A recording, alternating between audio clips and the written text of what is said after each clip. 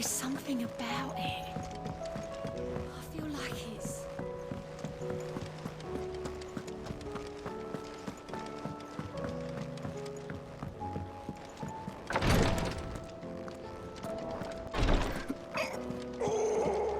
Please, Your Grace. My Lord Marquis. My lord. I am. I do not doubt it.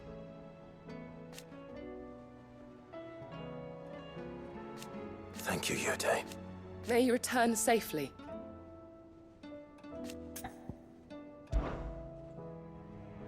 Yote, is anything the matter? You seem troubled. Perhaps I might be able to help. My lord. Yes. Perhaps you might. It's your brother. His condition continues to worsen, though he does his best to hide it. The lesion on his chest pains him more with each passing day. I had feared as much. There are certain elixirs which can ease the suffering of those afflicted by the curse, but His Grace's case is severe. The drafts I have been able to prepare for him thus far have ceased to have any real effect.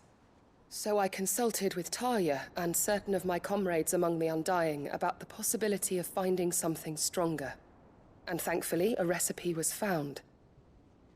The only problem being that the critical ingredient is exceptionally hard to come by, and our supplies are almost exhausted. Unless we can secure more soon, your brother's anguish will likely become unbearable. My lord, I know that I have no right to make demands of you. But would you help? For Joshua's sake. For Joshua? Anything. Thank you, my lord. So, what is this critical ingredient? A rare herb by the name of stonerwort. It grows only where the ether is densest. The vigor it stores in its stems helps to counteract the curse. We discovered a patch near the aqueduct in Rosaria. But alas, yet more ether has erupted from the earth there recently, leaving the whole area flooded. The search continues for a new source. One that we might reach without being turned. So it's only that you can't reach it? The stonerwort itself is unharmed by the flood? Well, yes, but... Then I shall go in your stead. Oh, but, my lord... You've yet to find another source, correct? So for now, the aqueduct is our best hope. Besides, I'm a dominant. The ether can't hurt me. Well, if you're sure, my lord. Stonerwort is easily identified by its blood-red blooms. Search around the aqueduct, and you're sure to find some soon enough. I shall remain here and prepare the other ingredients.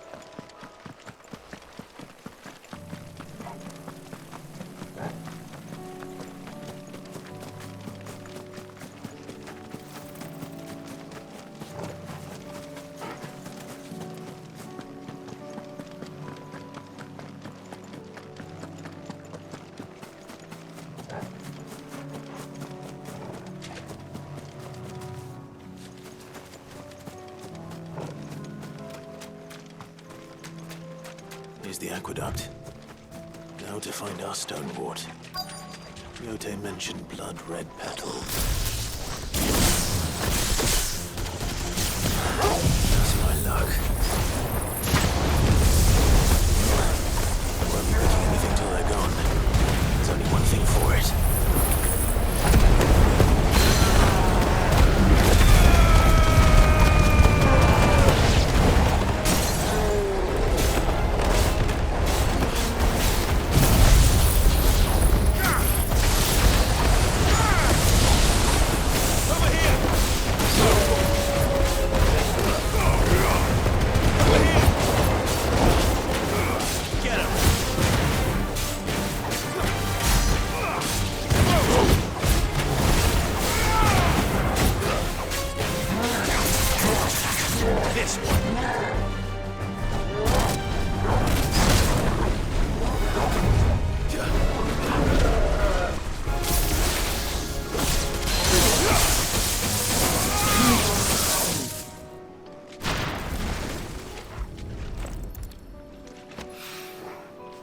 is.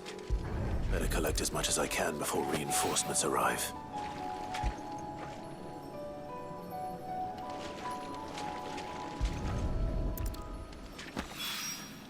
All right, that should do it. Let's get these back to you.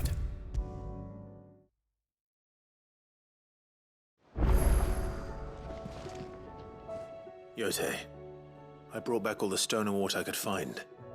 Will this be enough?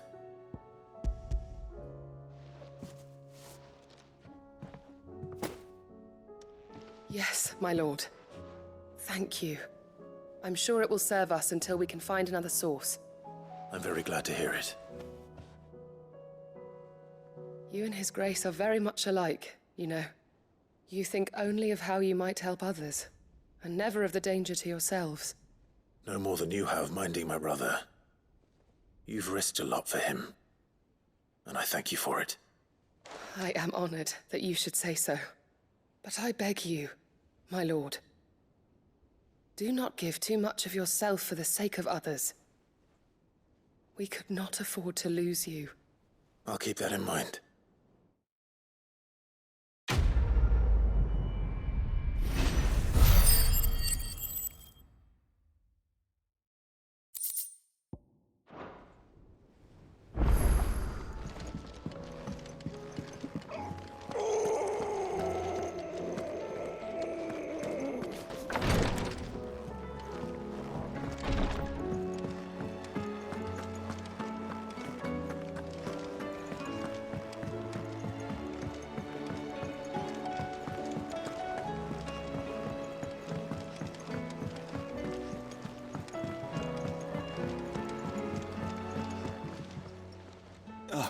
Clive.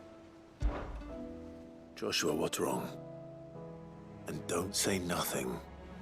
It's... not nothing. I've received word from Cyril. The Undying have found Father's will, or something akin to it. His will? How? Where?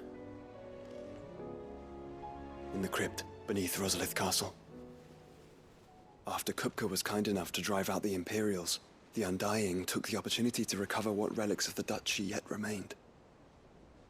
And in the process of doing so, they found a letter from Father. I'm surprised anything survived down there. Cyril asked that I join him in Tabor at my convenience. I have been meaning to go, but...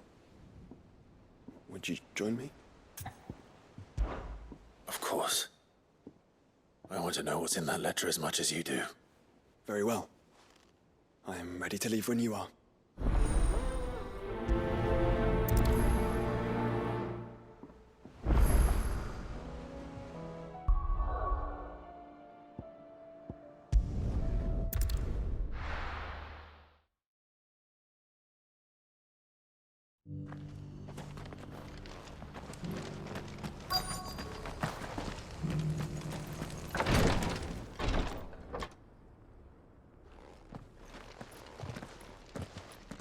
Your Grace, my lord, I trust your journey was not overly onerous. Cyril, you found a letter from Father. Yes, I have it here.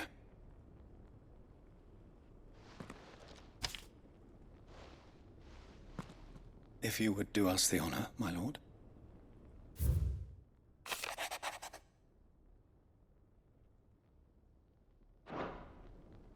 An inheritance. It would seem the late Archduke penned this missive shortly before his passing.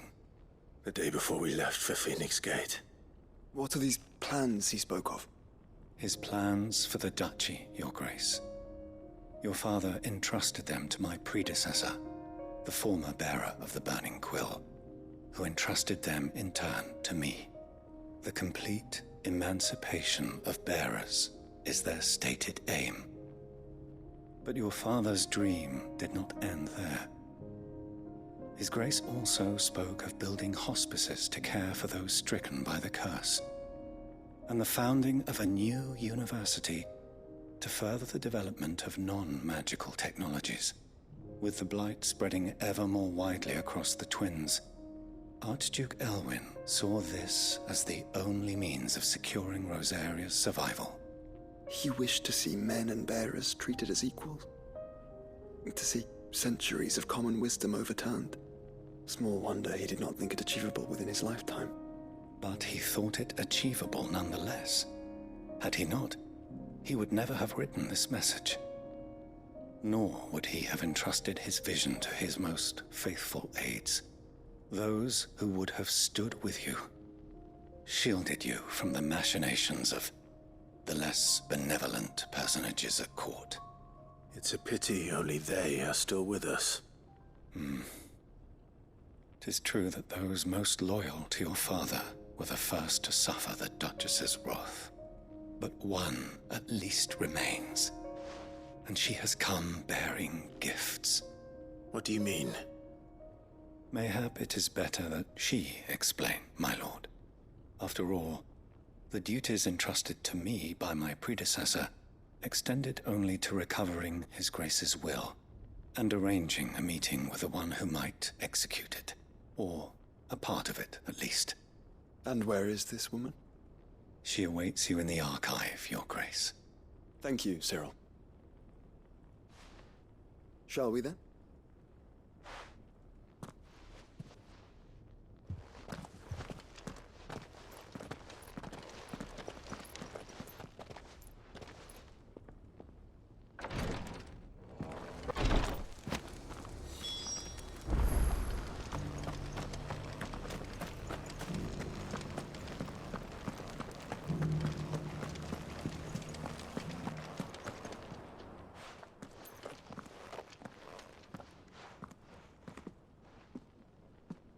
My...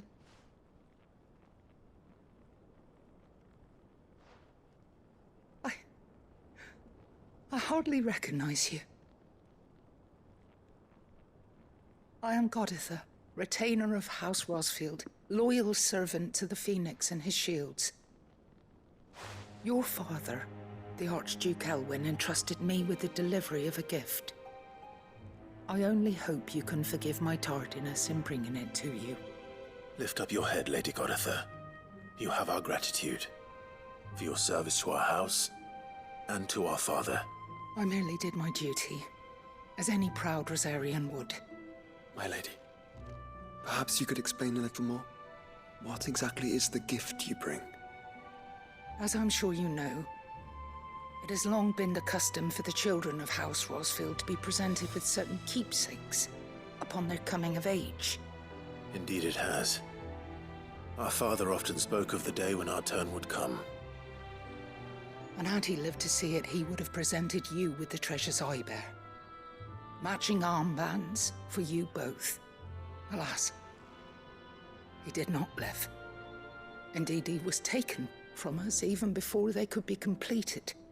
He had intended to claim the Heartstone with which each armband was to be finished himself, but it was not to be. And his gifts remain incomplete. I see. It saddens me to bring them before you, as they are. It was your father's wish that you be presented with the finished articles, not these, but with His Grace long since gone, and the stone left unclaimed. I had little choice. You are grown men now, and his house is yours.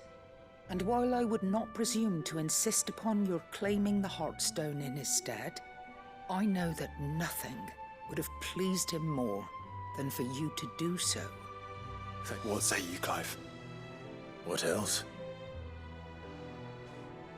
Of course, my lady. Oh, I am much obliged. Do you know where we might find this Heartstone, my lady? I do. Though it may be a matter of a good deal more than simply happening upon it. It is found in the bellies of elder griffins, you see. We do at least know where to find one. A certain specimen? You are most perceptive, Your Grace. In answer to your unspoken question, yes. In fact, this is the very same beast your father meant to slay. I have been tracking its movements since you were but a boy. Were you to slay it in his stead, as men of House Rosfield? What say you, Joshua? What else?